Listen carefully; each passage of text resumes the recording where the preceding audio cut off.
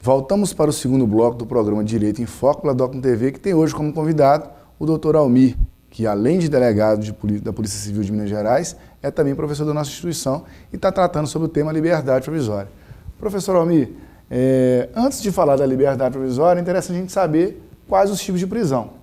Quais seriam essas formas que a gente tem, né, de reclusão de um acusado ou do próprio, né, preso? Bem, dentro do nosso tema, claro que nós temos aí a prisão civil, mas dentro do nosso tema nós temos duas espécies de pena, que seria a prisão penal ou a prisão-pena, que seria aquela que decorre do trânsito em julgado de uma sentença condenatória. Então o juiz profere lá uma sentença condenatória, por exemplo, a 10 anos de reclusão. Essa prisão para o cumprimento dessa medida judicial seria chamada prisão-pena ou prisão penal.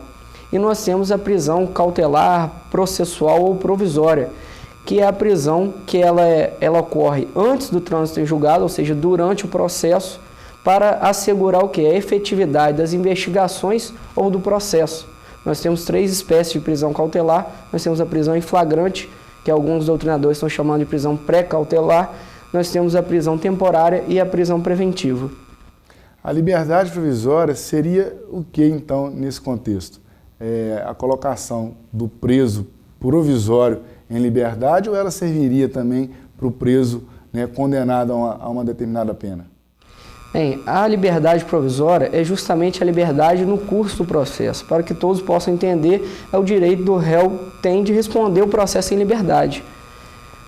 Então, basicamente é isso, esse direito que ele tem, e esse direito pode ser concedido mediante o pagamento de uma fiança ou sem necessidade de pagamento dessa fiança. Independentemente do crime que ele tenha cometido, ele pode fazer uso desse benefício?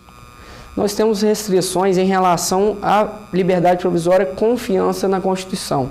Então, nos casos de racismo, crimes hediondos e equiparados e ação de grupos armados contra o Estado Democrático de Direito ou a ordem constitucional, a Constituição ela veda a liberdade provisória mediante fiança. Mas, em tese, todo crime, caso não existam motivos para a prisão, motivos para que o réu fique preso aí durante o processo, ele terá o direito à liberdade provisória.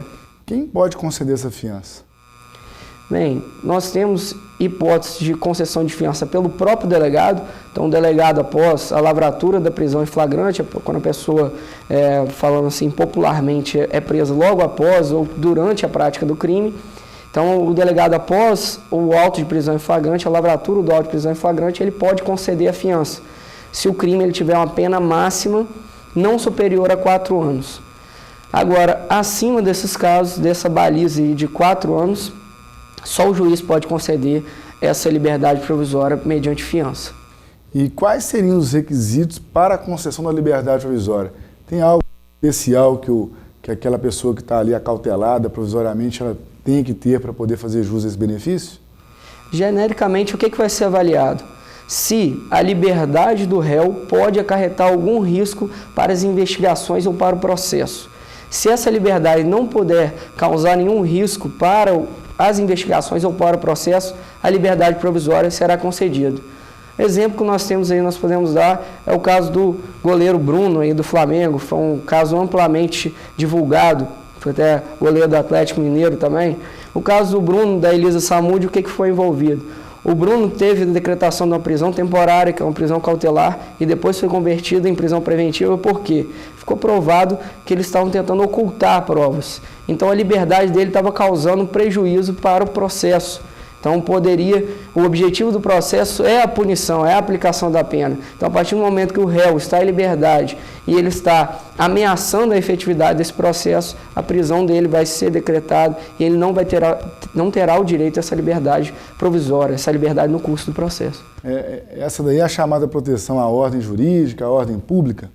Sim, seria uma prisão decretada, nesse caso específico, para assegurar a própria efetividade do processo. Existem outros motivos para a preventiva, né? Mas nesse caso específico seria para assegurar, por exemplo, a instrução criminal que ela ocorra de forma tranquila. Qual é a preocupação do delegado da Polícia Civil, né, ao lavrar um flagrante ou ao, né, cumprir uma determinada ordem de prisão?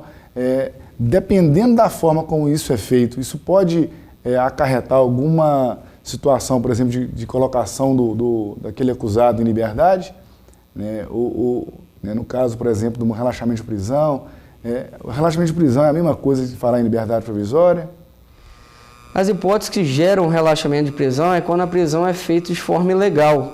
Então, sempre ao se fazer realizar uma prisão, você tem que obedecer os requisitos da lei, sob pena do juiz relaxar a prisão por ela ser feita de forma ilegal. Por exemplo, se a prisão em virtude de cumprimento de mandado, se ela é feita à noite, poderá gerar uma ilegalidade e poderá gerar um relaxamento dessa prisão. Então, nós temos que ter todos os cuidados para obedecer todas as exigências legais para se efetuar uma prisão. A gente pode dizer, por exemplo, né, para esclarecer para o nosso telespectador, que o relaxamento de prisão está focado mais na questão da irregularidade da prisão e a liberdade provisória está ligada à ideia de legalidade da prisão, mas aí os requisitos seriam em razão de algo que o próprio acusado tem como benefício para ele. Por exemplo, ele ter residência fixa, né, trabalho, isso interferiria para ele poder aguardar o julgamento em liberdade, mesmo tendo cometido um crime, por exemplo, um crime de grande repercussão. Isso. A prisão ilegal ela será relaxada, então quando ela não obedeceu os requisitos da lei. E a liberdade provisória, a prisão foi legal, ela obedeceu os requisitos da lei, mas não existe necessidade desse réu ficar preso, porque ele não apresenta risco para as investigações ou para o processo. A diferenciação é basicamente essa. Professor Almir, vou pedir novamente um breve intervalo, né, para a gente poder continuar, né, esse assunto tão pertinente e esclarecedor, porque tratar da liberdade é tratar de algo essencial, né, para todo e qualquer cidadão. O programa Direito em Foco pela Doctrin TV volta já.